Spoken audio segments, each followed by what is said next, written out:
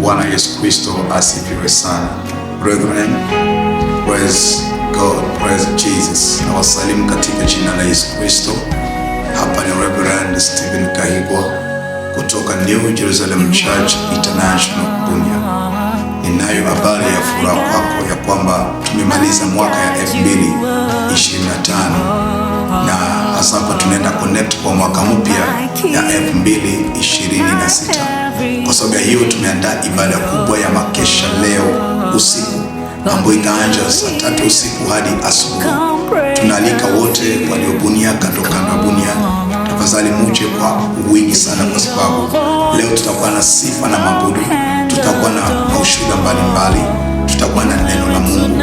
Pia tutaombea watu moja kwa moja, tutaombea wagonjwa, tutaombea watu wenye shida, ili usivuke tena na shida yako kwa mwaka mpya. Mungu anayo mpango mzuri kwa ajili yako. Topic yetu kubwa, temu yetu inasema kuvuka Yordani kwa nchi ya ahadi, crossing the Jordan to the promised land. Ni katika Yoshua sura ya 3 aya yake ya 15. Yani leo tunavuka kwa nchi ya ahadi.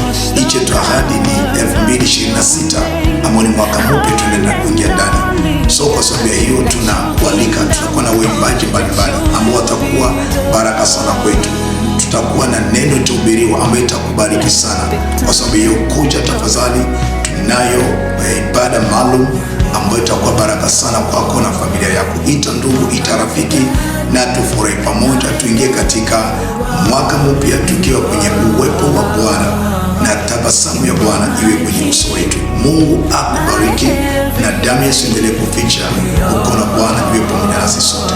Na kusalimu tena katika jina la Yesu. Barikiwa. Amen.